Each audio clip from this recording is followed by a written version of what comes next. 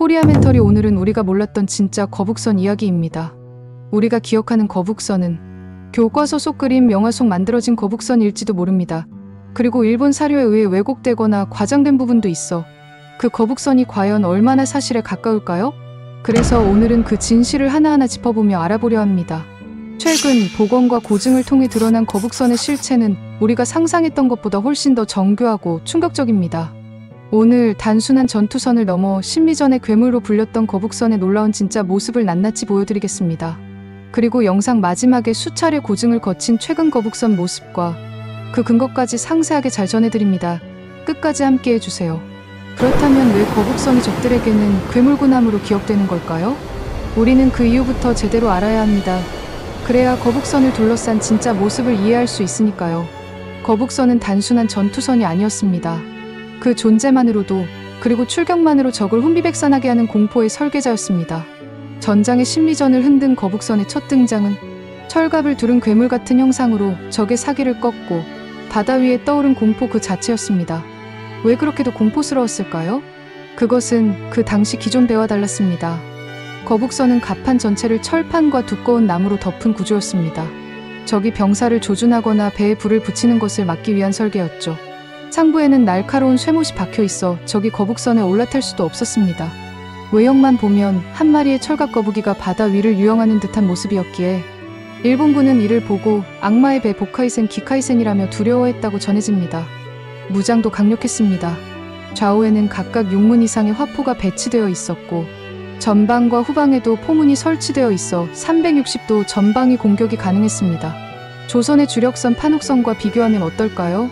비교하면 더욱 거북선의 강력함이 느껴집니다. 판옥선은 일본의 안택선 공격하기에 측면 위주 화포, 전방 공격력은 제한적입니다.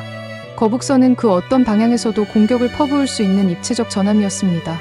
가장 상징적인 부분은 거북선의 용머리입니다. 단순한 장식이 아니라 내부에 연막 장치가 탑재되어 전투 중 연기를 내뿜을 수 있었습니다. 이 연기는 시야를 차단해 적의 정확한 조준을 막았고 동시에 강한 심리적 압박을 주는 효과를 발휘했습니다. 실제 전투에서는 이 연막 덕분에 적의 전열이 붕괴되고 공포에 빠진 일본 병사들이 겁에 질려 스스로 퇴각한 사례도 있었습니다. 또 하나 공포를 불러일으킨 설계가 있습니다. 거북선 내부는 병사들이 이동하며 사격을 할 수 있도록 구조화되어 있었고 따라서 적은 외부에서 병사의 위치를 파악할 수 없었고 어디서 화살이나 총탄이 날아올지 예측할 수 없었습니다. 이는 당시 일본군이 처음 겪는 전투 방식이었고 조선 수군을 공포로 질리게 한 과학적 설계였습니다. 그렇다면 이런 평가가 우리만 하고 있는 걸까요? 미국 군사학자들도 거북선을 단순한 전함이 아니라 공포를 전략적으로 설계한 무기로 평가하고 있습니다. 1967년 미국 해군연구소 USNI는 거북선의 철갑 구조, 갑판의 쇠못, 연막 장치 등이 일본 수군에 강한 심리적 공포를 주었다고 평가했습니다. 또한 세계 해군 7대 군함으로 꼽기도 했습니다. 일제강점기 식민사학을 이끈 하야시 다이스케와 아오야기 스나타로는 거북선의 철갑 구조를 부정하거나 실제 형태를 왜곡해 기록했습니다. 거북선의 위상감을 일부러 떨어뜨리려는 시도이죠. 그러나 일본 해군사관학교 교재인 제국국방사론에서도 거북선의 돌진 전술, 칼날, 연막 장치가 일본 수군에 큰 혼란과 공포를 안겼다고 기술하고 있습니다.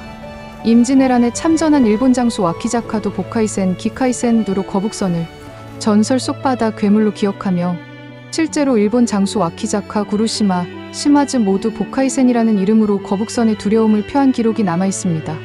일본 식민사관 학자들이 아무리 부정하려 해도 공포스러운 거북선의 위력은 부정할 수 없는 역사적 사실입니다. 미국과 일본도 인정한 이 공포스러운 거북선은 과연 이순신 장군이 단번에 만든 걸까요? 그렇지 않습니다. 거북선은 하루아침에 탄생한 배가 아닙니다. 그 역사는 고려 말기까지 거슬러 올라갑니다. 고려사 우왕 6년 왜구의 잦은 해상 약탈에 맞서기 위해 귀선이라는 배가 등장합니다. 그 기록에 따르면 왜구가 남해안에 침입하자 진포에서 최무선이 화포와 귀선을 사용해 왜구를 크게 격파했다고 기록이 남았습니다. 여기서 귀선은 거북이처럼 생긴 배로 당시 최무선이 화포를 장착한 군선으로 왜구를 공격했다는 내용입니다. 방어용 전함으로 상판에 덮개를 두어 병사들을 보호하고 외부 공격에 저항할 수 있도록 만든 구조였습니다. 이러한 흐름은 조선 초기에 다시 이어졌습니다. 태종실록에 따르면 태종 13년 왜구의 공격에 대비하기 위해 방어선에서 전투선으로 실험적으로 건조하고자 했습니다. 태종실록에서 왕이 임진도를 지나가면서 거북선 귀선과 외선이 서로 싸우는 것을 구경하였다고 전해집니다. 이는 귀선의 구조를 계승하고 실제 공격한 전투함으로 평가됩니다. 다만 이 배가 실제 대규모 전투로 실전 투입되었다는 흔적은 없습니다. 이후 수백 년간 대형 전함은 판옥선이 중심이 됩니다. 아마도 거북선이 일반 전선에 비해 건조 비용이 많이 들고 운용관리나 기동성 등에서 한계가 있었을 가능성이 제기됩니다. 그렇다면 우리가 기억하는 거북선은 언제부터일까요? 잘 알려진 것처럼 거북선은 1591년 전라좌 수사로 부임한 이순신 장군에 의해 본격적으로 역사 무대에 등장하게 됩니다. 하지만 단순한 등장이나 부활이 아닙니다. 전쟁의 판도를 바꾼 괴물고남으로 재탄생한 순간이었습니다. 바로 이 부분에서 중요한 인물이 등장합니다. 이순신 장군의 핵심 참모 나대용 장군입니다. 그는 제작과 군사공학에 정통한 실무용 장수로 실질적으로 거북선의 설계와 제작을 총괄한 기술 책임자였습니다. 이순신 장군이 거북선을 만든 게 아니라 이순신 옆에서 나대용은 거북선과 판옥선의 장단점을 분석하며 거북선은 돌진엔 유리하지만 인원이 많고 갑판이 좁아 화포 운용과 노젓기가 불편했다는 지적했습니다. 판옥선 역시 대형 전투함으로 우수하지만 운용에 125명 이상이 필요해 인력 부담이 크다고 했습니다. 이에 적은 인원 격군 42명으로도 운용이 가능하고 칼과 창을 빽빽이 꽂아 적의 승선을 막는 창선을 고안하여 건조할 것을 상소했습니다. 특히 그는 용머리 구조의 연막 장치를 삽입하고 내부 동선과 화포의 위치를 효율적으로 설계해 실제 전장에서 뛰어난 기동성과 병력 보호 능력을 동시에 갖추게 되었습니다. 이 같은 공로로 인해 나대용 장군의 이름은 현재 대한민국 해군의 8번째 잠수함에 공식적으로 사용되었습니다. 지금의 군 체계로 보면 이순신 장군은 해군 전체를 지휘한 해군 참모총장에 가까운 인물이고 거북선을 설계하고 만든 나대용은 조언단장, 그러니까 군함 제작을 총괄한 기술 총책임자입니다. 이처럼 치밀하게 설계된 거북선, 그 첫 실전 투입은 언제였을까요? 난중일기에는 1592년 2월 8일 거북선에 사용할 독감범포를 받았다는 기록, 3월 27일에는 거북선에 장착한 포를 시험 발사했다는 기록이 남아 있습니다. 임진왜란 발발 전날까지도 이순신은 거북선을 타고 포훈련을 했습니다. 거북선은 전투에서 처음 등장하기 전까지 극비리에 준비되었고 일본군은 전혀 그 존재를 알지 못했습니다. 그렇게 첫 모습을 드러낸 전투가 바로 사천해전 1592년 5월 29일입니다. 이 해전은 임진왜란 발발 이후 조선 수군이 처음으로 승리를 거둔 전투였고 그 상징적인 첫 출전에서 거북선은 대단한 심리적 효과를 발휘했습니다. 당시에 일본군은 용머리에 연기를 뿜고 사방으로 포를 쏘아대는 철갑 같은 배가 나타나자 처음 마주한 병사들은 그 낯선 형상과 공격 방식에 충격을 받아 공포에 질리고 전열이 무너졌다는 기록도 전해집니다. 이후 거북선은 당포해전, 사천해전, 한산도 대첩, 부산포해전 등 조선 수군이 주도한 주요 전투에 투입됩니다. 다만 여기서 주목해야 할 점은 거북선은 주력함이 아니었다는 사실입니다. 판옥선을 주력한 대로 거북선은 기습과 돌파, 선두 타격이라는 특수 임무를 수행하는 데에 집중되었습니다. 여기에서 당파라는 단어를 백끼리 충돌에 격파하는 충돌전술로 해석하는데 전혀 그렇지 않습니다. 거북선은 소나무와 나무못을 사용해 튼튼하게 만들어졌고 반면 일본 함선은 삼나무의 쇠못을 써서 선체가 상대적으로 약했습니다.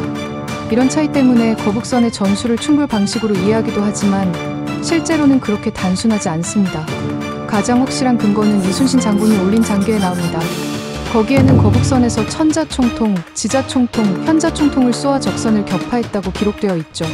거북선이 적진을 뚫고 들어가 용머리에서 포를 쏘고 충돌 직전에는 방향을 틀어 회피합니다. 선회하면서도 계속 포를 쏘고 재빨리 빠지면 그 틈을 타 판옥선들이 뒤따라 들어가 본격적으로 전투에 나서면서 결국 승리를 이끄는 전술이죠.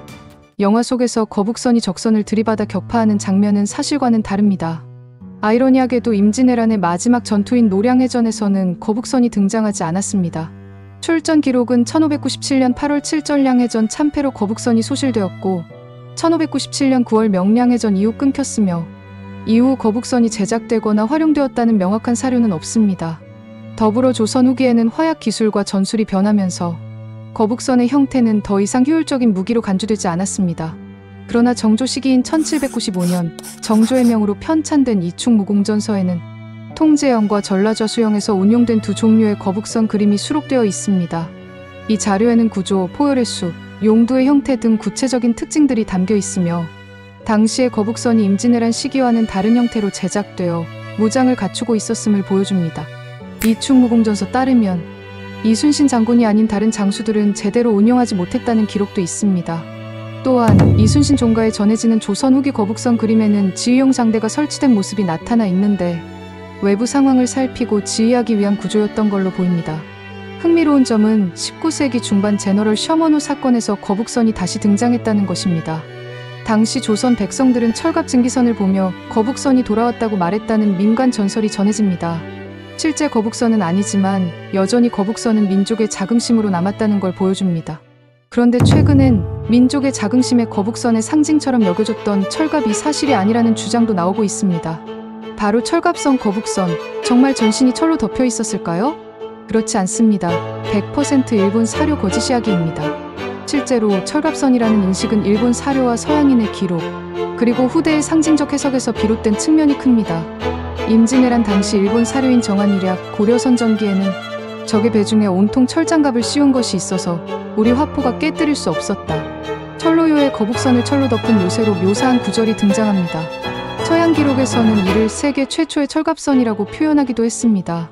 그러나 한국 사료에는 거북선을 철로 완전히 덮었다는 명확한 기록은 없습니다. 이순신 장군의 난중일기에도 거북선의 구체적인 설계나 구조에 대한 상세한 설명은 거의 없습니다. 주로 거북선 갑판 위에 쇠못이나 철편을 박아 적이 올라타지 못하게 막았다는 기록이 많습니다. 학자들은 거북선이 철판으로 둘러싸인 철갑선이라기보다는 그런 구조물들이 마치 철갑선처럼 보인 것이고 목재 구조에 부분적 금속 보강이 된 목선, 장갑선에 가까웠다고 봅니다. 그렇다고 해서 이 배가 주는 공포감이 덜했을까요? 전혀 그렇지 않습니다. 오히려 이런 과장된 인식 자체가 거북선이 얼마나 강력한 공포의 무기였는지를 말해주는 반증이기도 합니다. 23전 23패를 당한 당시 일본은 거북선을 패배의 상징으로 여겨 이를 축소하거나 일본군의 무기로 왜곡하려는 시도인 셈이죠. 오히려 거북선에 대한 다양한 해석은 거북선이 살아있는 역사란 증거이자 이는 거북선이 여전히 상상력의 대상이자 살아있는 역사적 유산임을 보여줍니다. 이렇게 오늘날 우리는 다양한 방식으로 거북선을 기억합니다. 아이러니하게도 지금은 우리나라보다 오히려 미국이나 일본에서 거북선을 더 강하게 기억하고 경외의 대상으로 바라보는 경우가 많습니다. 대표적인 예가 주한 미군 837 수송대대 거북선 마크입니다. 부산에 주둔한 이 부대는 공식 마크의 거북선 모양을 채택하고 있습니다. 이 마크는 1997년 당시 국무원이었던 가이 캠벨의 제안에서 비롯되었는데 그는 이순신 장군과 거북선의 전술적 가치를 깊이 존경했다고 합니다. 그는 말했습니다. 이순신은 내가 아는 한 역사상 가장 위대한 제독이다. 그가 남긴 거북선 전술과 애민정신은 지금도 충분히 배울 만한 가치가 있다. 그의 이런 생각은 부대의 동의를 얻어 정식 채택되었고 지금까지도 수송대대의 엠블럼에 거북선이 남아 있습니다. 가장 흥미로운 점 중 하나는 일본은 과거 거북선과 맞섰던 적국이었음에도 불구하고 오늘날까지 거북선을 하나의 문화유산처럼 보존하고 있다는 점이 인상적입니다. 일본 규슈 사가현, 그리고 그 자리엔 지금 사가현림 나고야성 박물관이 세워져 있습니다. 임진년 조선 침략 출병의 출발점이었던 나고야성에 있습니다. 놀랍게도 이 박물관 2층 전시실에는 조선 수군의 거북선과 일본 수군의 아타케 부대가 10대1 비율의 모형으로 나란히 전시되어 있습니다. 거북선 아래에는 이런 설명이 적혀 있습니다. 임진정유회란 때 사용된 조선 수군의 자랑, 바다에서 일본과의 전투 시 크게 활약하여 조선 수군을 승리로 이끌었다. 이순신 장군이 창작했다고 전해진다. 또 하나 놀랍게도 거북선의 흔적이 일본 한복판 야스쿠니 신사에도 있습니다. 야스쿠니 신사 그 안에 위치한 유슈칸 박물관에는 놀라운 주장이 제기되고 있습니다. 임진왜란 당시 일본이 노획한 거북선 관련 유물이 이곳에 보존되어 있을 가능성이 있다는 겁니다. 7천량해전에서 시마즈 요시히로가 노획한 사포, 가토 기요마사가 가져간 불랑포, 그리고 거북선이나 판옥선에 실렸던 천자포가 현재 유슈칸에 존재한다고 보고되고 있습니다. 전쟁의 승리를 자랑하기 위해 조선 수군의 무기 일부가 전리품으로 보관됐다는 것이죠. 에도 시대부터 메이지 유신기를 거치며 일본은 서구식 군제 도입에 열을 올렸지만 그 속에서도 거북선은 이순신과 함께 해군 전략의 핵심 교본 중 하나로 간주되었습니다. 이순신의 전략이 일본 수군의 약점을 드러냈고 이후 일본 해군이 이를 반면교사로 삼을 만한 가치가 있었기 때문입니다. 그런 영향 때문일까요? 일본 역사 교과서에서도 임진왜란을 다룰 때 거북선을 언급하였습니다. 이는 일본의 정규 교육에서도 거북선의 존재가 무시할 수 없는 역사적 사실로 받아들여지고 있다는 뜻이기도 합니다. 거북선의 진짜 모습을 찾는 여정 속 우리는 어떤 흔적을 남겼을까요? 일본이나 미국에서처럼 거북선을 기억하기 위한 노력은 어디까지 왔을까요? 이제 마지막으로 단순한 그림과 설계에 의존했던 과거와 달리 철저한 고증을 거쳐 복원한 거북선의 진짜 모습을 공개합니다. 그 이유를 설명하기에 앞서 지금까지 이어져 온 노력들을 먼저 살펴보겠습니다. 1970년대 박정희 정부는 이순신을 영웅화하며 애국교육을 위해 다양한 거북선 모형을 복원해 전시했습니다. 2000년대 이후에는 디지털 기술의 발달로 다큐멘터리, 3D 모델링, CG 기반 영상 등을 통해 더 정교한 시도들이 이루어졌습니다. 이제 이순신은 관광교육 자원으로 자리 잡았으며 복원된 거북선 모형은 여수, 통영 등 여러 지역에서 활용되고 있습니다. 그리고 끊임없는 시도로 마침내 그 전설 속 전함이 430년 만에 새롭게 복원됐습니다. 그런데 이번 거북선, 우리가 알고 있던 모습과는 꽤 다릅니다. 최근 국내 연구자가 18세기 거북선 건조에 사용됐던 설계 자료를 발굴하고 이를 토대로 거북선의 모습을 컴퓨터 그래픽 이미지로 복원했습니다. 복원된 거북선은 지붕 전체를 둥글게 씌운 형태가 아니라 3층 갑판의 중앙 부분에만 판자를 세우고 지붕을 올린 모습인데요. 지금까지는 거북선의 지붕은 갑판 전체를 둥글게 덮은 형태로 추정했습니다. 연구를 한 최연석 항공철도 사고조사위원장은 개판으로 덮인 형태였다고 설명합니다. 충무공장 계당 포파 외병장, 거북선 설계 자료 귀선도설과 이를 바탕으로 거북선을 건조한 내용이 담긴 1809년 삼도수군 통제사 신대연의 상소를 분석해서 이런 결론을 얻었다고 밝혔다고 합니다. 이 도식을 그대로 따르라는 상소가 올라가고 순조 임금이 직접 사용 지시를 내린 문서까지 확인됐습니다. 귀선도설에 통제형 거북선과 전라좌 수형 거북선이 설명되어 있었는데 통제형 거북선을 컴퓨터 그래픽으로 구현한 것입니다. 무엇보다 흥미로운 점은 수많은 해전에 참가하면서도 전복된 사례가 없는 거북선입니다. 기존의 둥근형 지붕은 수군이 한쪽으로 몰릴 경우 전복됩니다. 철저한 고증을 바탕으로 새로 설계된 거북선은 중심이 치우치지 않아 안전합니다. 여기에 불확실하게 거북선의 길이와 폭, 크기를 기록한 역사적 근거 자료가 부족하였습니다. 기존의 여객선인 통신사선을 토대로 거북선을 복원과 다르게 이번에는 거북선이 군선이기 때문에 군선 관련 자료로 고증이 이루어졌습니다. 1882년 군선의 규격 기록을 참고해 진짜 거북선의 규격을 찾아냈습니다. 통제형 거북선 접한 길이 64척 8촌. 이 수치를 바탕으로 18세기 거북선 설계도 3D CG를 구현했습니다. 거북선은 우리 민족이 가장 어려운 상황일 때 민족을 구원한 수호신 같은 존재입니다. 지금 우리가 거북선을 다시 바라보는 이유는 결국 과거를 지켜낸 용기를 통해 앞으로를 지켜갈 지혜를 찾기 위함입니다.